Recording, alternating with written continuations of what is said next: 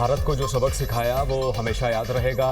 मार्का हक में पाक फौज ने फील्ड मार्शल सैयद आसिम मुनीर की क़यादत में तारीखी कामयाबी हासिल की। हुकूमत और फौज एक पेज पर है। मैं और फील्ड मार्शल हर मामले पर मशवरा करते हैं। वज़ीर आज़म शहबाज शरीफ की लंदन में सहाफ़ियों से गुफ्तगू। मुल्क से दहशतगर्दी के खात्मे का आज़म, कहा दहशतगर्दी का चैलेंज एक बार फिर सर उठा रहा है। खारजियों का मुकम्मल सफाया करेंगे। वज़ीर आज़म का दौरा अमरीका पर इत्मीनान का इजहार।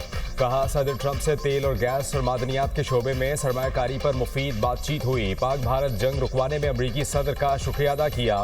वज़ीर आज़म का सैलाब से होने वाली तबाही से निमटने के अज़्म का यादा। गजा में फौरी जंग बंदी की ज़रूरत पर जोर। जनूबी एशिया में क़याम अमन के लिए मसला कश्मीर का हल नागुज़ीर करार दे दिया।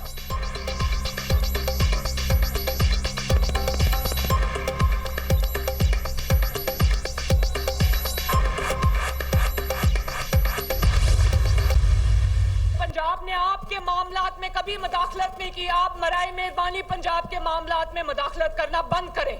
जब बिलों में मैंने 50 अरब की रिलीफ पंजाब के अवाम को दी बिजली के बिलों में, तो IMF को जा के मेरी शिकायतें लगा रहे थे। अगर आप कोई काम करें सिंध में तो मरियम को खुशी होती है, कोई काम करो तो सही। मुझे अफसोस से ये कहना पड़ता है कि आपके पास हर चीज का सलूशन जो है वो क्या कशकौल लेके लोगों के सामने खड़े हो जाना है। पंजाब अगर अपने हक का, अपने सूबे के पानी के लिए नहरें निकालना चाहे तो आपको तकलीफ क्यों हो जाती है? किसी को पंजाब के अवाम के फैसले करने की जरूरत नहीं। सूबे के हक पर बात करेंगे तो नहीं छोड़ूंगी। पानी और पैसा हमारा है। आपको नहरें निकालने पर क्या तकलीफ है? आप सिंध में कोई काम करें तो मरियम नवाज और पंजाब को खुशी होगी। वज़ीर आला पंजाब की नाम लिए बगैर पीपल्स पार्टी पर तनकीद, मशवरे ना देने का भी कह डाला। कहा आपके पास हर चीज का मसला कशकोल लेकर लोगों के सामने खड़े हो जाना है। पाकिस्तान कब तक झोली फैलाकर दुनिया के सामने खड़ा रहेगा? बिजली बिलों में रिलीफ दिया तो IMF को शिकायतें लगाई गई। दूसरों पर सयाही और जूता फेंकने की तरकीब देने वाले एक दूसरे को जूते मार रहे हैं। वज़ीर आला पंजाब ने फैसलाबाद में इलेक्ट्रिक बस प्रोजेक्ट का इफ्तिताह कर दिया। मरियम नवाज ने इलेक्ट्रिक बस में सफर किया। तलबा की बड़ी तादाद ने इस्तकबाल किया। वज़ीर आला का फैसलाबाद में state of the art electric transport मंसूबा लाने का भी ऐलान। कहा ट्रैकलेस ट्रेन जल्द फैसलाबाद की सड़कों पर नजर आएगी।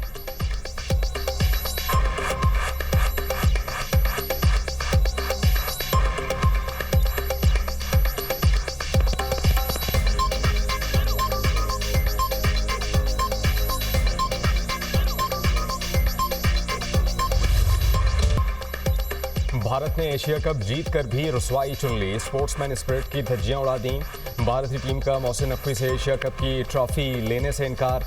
एशियन क्रिकेट काउंसिल के सदर मोहसिन नकवी भी डट गए। तकरीब ट्रॉफी दिए बगैर ही ख़त्म कर दी गई। भारतीय टीम जीत कर भी खाली हाथ लौटी। फातेह टीम ट्रॉफी के बगैर ही जश्न मनाती और सेल्फियां बनाती रही। एशिया कप की ट्रॉफी अब भारत को नहीं दी जाएगी। एशियन क्रिकेट काउंसिल के दफ्तर में रखी जाएगी। तकरीब में पाकिस्तानी खिलाड़ियों को रनर अप मेडल्स दिए गए। सदर Asian cricket council Mohsin Naqvi ने सलमान अली आगा को रनर अप चेक दिया। भारतीय खिलाड़ियों ने इनफरादी अवार्ड्स वसूल किए।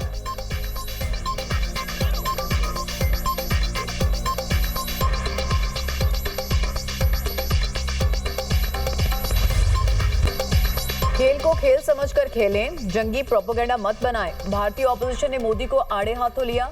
कांग्रेस रहनुमा अतुल पटेल की मोदी के ट्वीट पर तनकीद। कहा मैच को खेल समझकर खेलें, ना कि जंगी प्रोपेगेंडे में बदल दें।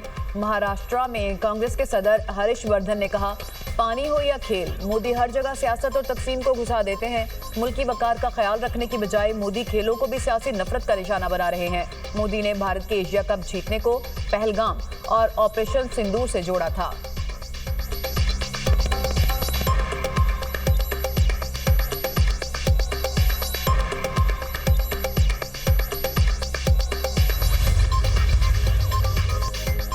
जंग को खेल से जोड़ना मायूसी की अलामत है। ऐसा करना खेल की असल रूह को मजरूह करता है।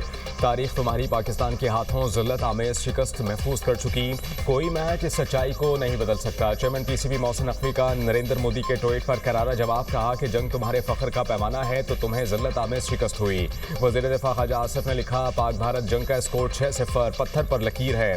तमाम इज्जतों का मालिक परवरदिगार है। भारत ने क्रिकेट कल्चर और स्पिरिट को तबाह कर दिया। मोदी अपनी सियासत बचाने के लिए अमन के इम्कानात को ख़त्म कर रहा है। मसाइल के हल के मौक़े ख़त्म किए जा रहे हैं। इज्जत इस तरह बहाल नहीं होती।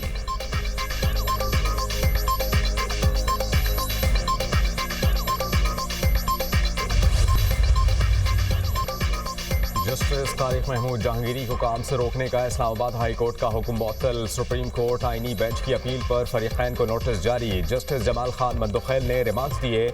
सुप्रीम कोर्ट ये फैसला दे चुकी है, एक जज को जुडिशल वर्क से नहीं रोका जा सकता। हमारे पास तो केस सिर्फ इस्लामाबाद हाई कोर्ट के अबूरी हुक्म की हद तक ही है।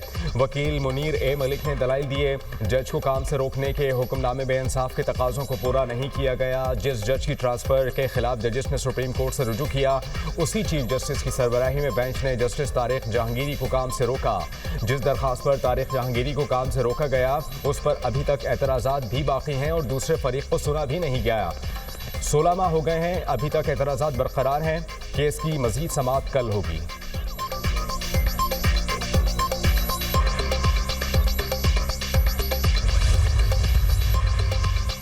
IMF की मौशी टीम से तारुफी सेशन के लिए वजारत खजाना आमद। वजीर खजाना, secretary finance, governor state bank से मुलाकात शेड्यूल। चेयरमैन FBR समेत बोर्ड मेंबरान भी मुलाकात में शरीक होंगे। IMF को टैक्स महासिल और मालियाती कारकर्दगी से आगाह किया जाएगा। वजीर खजाना मैक्रो इकनॉमिक अहदाफ और मौशी सूरत हाल से भी आगाह करेंगे। आलमी मालियाती इदारे को पाकिस्तान में हालिया सैलाब से नुकसानात से आगाह किया जाएगा।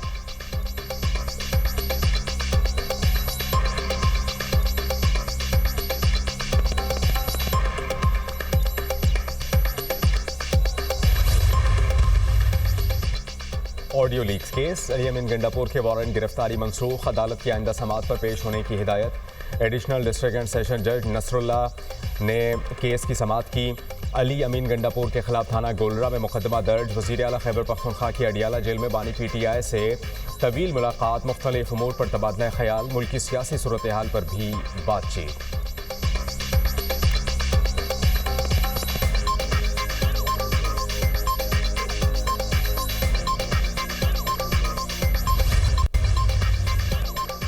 टैक्स रिटर्न जमा कराने की कल आखिरी तारीख। IRS सिस्टम मुकम्मल फाल, रिटर्न्स आसानी से जमा कराए जा सकते हैं।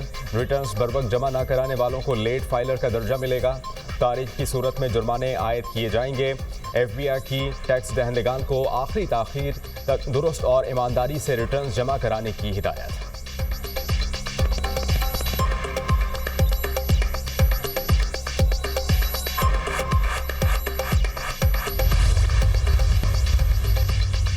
अमरीकी सदर मशरिक़ वुस्ता के हल के लिए पुरुमीद, कहते हैं बड़ी पेशरफ्त हो चुकी। इजरायली हिमायत के लिए कोशिश कर रहा हूँ।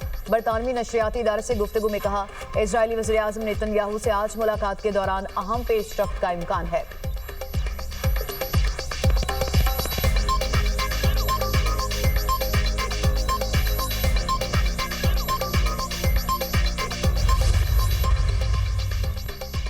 गाजा में जारी इसराइली वहशियाना बर्बरियत में कमी ना आ सकी। सेहोनी फौज के हमलों में मजीद 50 फ़लस्तीनी शहीद, दर्जनों जख्मी। इसराइली टैंकों ने गाजा सिटी में इंफ्रास्ट्रक्चर, इमारतों और मकानात को तबाह करना शुरू कर दिया। नुसैरत पनाह गुज़ीन कैंप समेत कई रिहायशी इलाके निशाना। शहदा की मजमूई तादाद 66,055 हो गई। 1,68,346 फ़लस्तीनी जख्मी हो चुके। शिमाली गाजा में 5 रोज़ से मजीद 57,000 मजलूम फ़लस्तीनी नकले मकानी कर गए।